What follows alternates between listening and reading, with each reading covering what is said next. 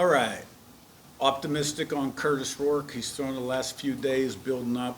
Workload will increase as the week goes on. And that's all I'm going to say about it. Michigan State, good football team, very talented. Offensively in the skilled areas, got very athletic quarterback, run it, throw it. Really nice receiving crew. You know, the freshmen's made a lot of big plays, good tight ends, backs are good. You know, like what they do on offense, you know, they run the ball at you outside zone, can go downhill, good play action game, out of pocket, some gizmos. Defensively, very aggressive, giving up 21 a game. Physical team, good punter, good kicker. You know, they played tough schedule and been in a lot of close games. So it'd be a big challenge. Cignetti. He didn't play a ton last year, their quarterback, but when you see things when you have a first-year coach and he brings a quarterback with him, a quarterback that's going to be familiar with a lot of what he's trying to do, can you see a difference in a quarterback like that, maybe in the familiarity with the scheme or kind of anything that you can watch on film? Well, yeah, he played every third series last season, I believe. Watched a lot of their tape in the off season. You know, talented guy now. Now he's the starter, so he's playing more. You know, and he's young, still young, but very talented and made a lot of good plays. Nils and Jim. Yeah, Curt, a trend in college football has been veteran guys entering kind of the portal or leaving the team at midseason to extend their eligibility. You've had a couple, but you also have guys like Kalen Black, who a couple weeks ago was talking about, you know, kind of put some of his individual goals aside, push to play more on special teams. How important is it finding guys with that kind of attitude? Has it become harder given the era of the portal and movement and things like that? Yeah, well, you know, Kalon's a selfless guy. That's just who he is. And there's no one on the team that works harder than Kalon. And he's a great leader, highly respected. You know, he's had some key runs, and he's a big part of what we do. And, you know, the one thing about that running back rotation, you never know, you know, who's going to get the hot hand or get the carries. And so, you know, ideal world, you know, everybody earns their role, but roles change week to week, can change, do change, based on how you play Saturday, how you practice.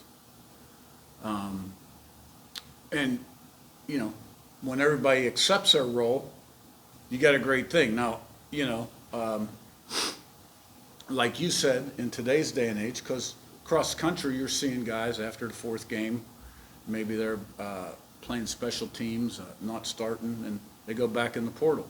You know, that's been going on across the country. We've had a few too. It's disappointing to see, but it is what it is. So he's a special guy. I'm glad we got him. Jim in front and Todd. Curt, throughout the Big Ten season, each team that you've played from the conference has kind of had something different to offer as a challenge. What does Michigan State bring in this week that challenge you guys in an area that maybe you haven't been challenged as much so far? Yeah, well, I got a lot of respect for Coach Smith. He's a great football coach. Did a tremendous job at Oregon State when they were in the Pac-12. That's not an easy job. He plays hard-nosed football.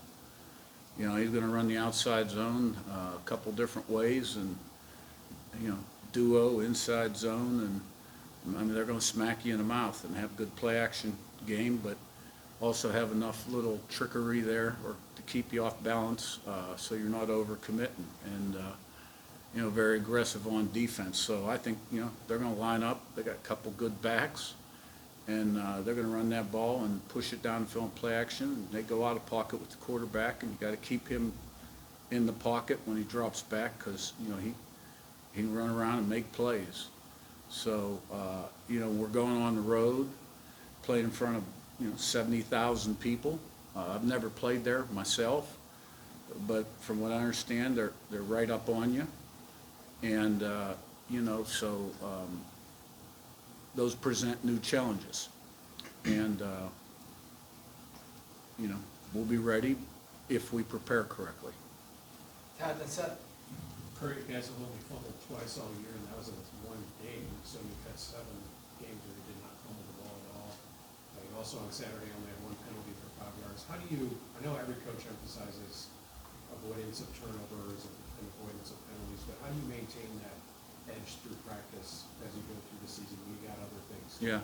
Well, I mean, you get what you demand. We run a pretty structured, organized, disciplined program, and we've got a lot of character on this football team, and we've had some success, so they're listening pretty good. And, you know, we've always been really good in the turnover ratio. I think we're +8 right now, and, you know, the last 4 or 5 years have been really low on penalties. It was good to, you know, those are going down as well. So, again, there are things we emphasize. It's all part of being successful on the football field. And, you know, the guys buy into it, and they have to buy into it. And, you know, we spend a lot of time talking about it, working on it. And, you know, it's as fundamental as lining up right and protecting the football, you know. And you want to be fast, physical, relentless, but smart, disciplined employees, too. And, you know, always eliminating the pre-snap penalties and being smart, you know, with your hands, good hand placement on offense when you're blocking, and blocking in front in the return game on special teams, and pulling off the quarterback when it's time to pull off. So every game's a little different, and we did a good job Saturday. Seth, on your left, and Zach B. Curt, when you referred to recruiting Zach to JMU, were you more attracted to his blocking ability or his receiving ability as a tight end? And I guess how much has he developed along the way since then as this versatile player who can do both so well? Yeah, well, I saw on high school tape that he did both equally well. Played defense also, but showed tenacity, functional strength, explosion, and also, you know, the flexibility, ball skills, and movement skills you're looking for in a receiver. And thought he really had a good chance. He wasn't real highly recruited. I was surprised. He was a little under-recruited. But as soon as he got on campus, we knew we had a good player. Zach B. on your right, and Ken. After going back and watching the tape, what stood out to you about Taven Jackson's performance, both good and bad, on Saturday? Yeah, well, there was good and bad, and he's got to build on the good and eliminate the bad. And he'll have a good film session with Coach Sinceri this evening. And, you know, like everybody else, better or worse never stay the same, and need to be better tonight in the walkthrough. Ken up top, and Joe. What did you enjoy most about the offensive line and their performance, especially in the second half, when Washington knew you guys were going to be running the ball and they still were able to pick up the yards and grind it out? Yeah, we kind of hit the ground there in the second half. Had some key third down conversions, you know, running the football. Ellison did a great job running. The line did a nice job, tight ends, receivers with their downfield blocking. We pulled a ball or two at quarterback. So that was good to see. Probably broke some tendencies on third down. Maybe got 1 or 2 looks on third down where they were expecting us to pass, so we ran the ball. And the back really, he broke tackles, you know, and fell forward. But the line did a good job throughout the entire game. The first series we had 1 or 2 missed assignments, but you know, after that, you know, played very consistently like they have all year. And you know, it's a group effort. It's not just the line; it's the backs and the tight ends and the receivers, and the quarterback gets involved when he pulls the ball. So you know, it brought back some memories to some of my earlier days as a head coach. You know, I had one team, I think we had 1,400-yard rusher, 1,300-yard rusher, 800-yard rusher, and a 600-yard rusher. There were times we'd win games and throw the ball 8 to 10 times, but that was a long time ago. We don't do that anymore. Joe on your right, and Daniel. Coach, you talked about the importance of that long third quarter drive after Washington got in the pick and to score. It seems like drives like that have happened a lot in conference play. What does that say of the importance of a punch is thrown and you're able to respond to 2, 3, even 4 unanswered scoring drives? Yeah, I think when you look all year long, the offense has done a good job of responding when the defense gives up a score. And that was a critical drive. And I think we had 3 drives in this game together that were over 21 minutes. It averaged over 7 minutes a drive. So you're also keeping the ball out of their hands, keeping the defense off the field. And now I wasn't very pleased that we had to settle for a field goal at the end of the half. We should have scored at least twice down there, but didn't for various reasons. And but the offense has been pretty consistent, this all year long. We've been good on third down, been good on touchdowns in the red area, been good on fourth down, responding to scores. This past Saturday was probably our most inconsistent performance. And I know all eyes are always on the quarterback. And, everybody sees when he throws a completion or incompletion. But we had some inconsistency throughout all 11 guys that were playing. Daniel, then Jack. Yeah, on watching film, I know you mentioned recently you're watching like 80 hours a week of that, right? I'm curious how you kind of spread that out throughout a week and whether what you're watching or trying to watch for changes as you guys try to implement, I guess. Yeah, well, Sunday you come in, you review your game. I come in early, like this morning I was in 4:30. Sunday I watch offense, defense, kicking before the coaches come in. A quick staff, and then I'll watch the offense with the offense. And I may cut out a few plays and watch them with the defense, but sometimes I don't. We watch special teams together, then we're on to the opponent. We normally start with explosive plays, runs plus 12, passes plus 15. Then we'll watch, 3, 4, 5 games together as a staff, and then break up on our own. And and then I'll spend an hour or two on various things tape-wise.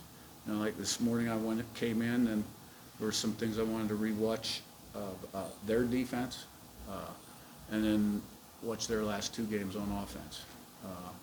I've seen them on offense a little bit through some of our exchanges, and then today is normal down distance day, walk through tonight, and so, offensively, we went back through a few things and then started on the formations. And tomorrow's normal down distance too, so we have 2 days of that. Wednesday's third down, so I'll preview that beforehand, and then Thursday's red area, 2-point play, 2-minute goal line. So that's kind of how it's done. Jack, and your last one. Yeah, your team still hasn't allowed a point in the first quarter, and it's also outscoring teams a lot in the fourth quarter. I guess, what do you attribute that to, and how do you build that quality in a team where it can start games strong and then also still have enough to play well at the end of the games? Yeah, well, I think, we're executing well to start the game. And we got a lot of experienced, confident players, and they're making plays early. So, and in the fourth quarter, we've been strong. And, probably credit to a lot of things. Our strength and conditioning program has to play a role in that, I think. And, I think a lot of times we've just built that momentum, because we've been scoring and kind of distancing ourselves from whoever it is we're playing, and sort of have the momentum at that point. But, every game's different. It looked like we were had the potential to fall behind in the first quarter this past week, and D'Angelo Pons comes up with the big interception, run back for a touchdown. So, that day's coming, and it doesn't last forever. Hopefully it's not coming, but, so I think a lot of things go into play there. All right, thanks, Coach. Thank you. Thanks, Coach.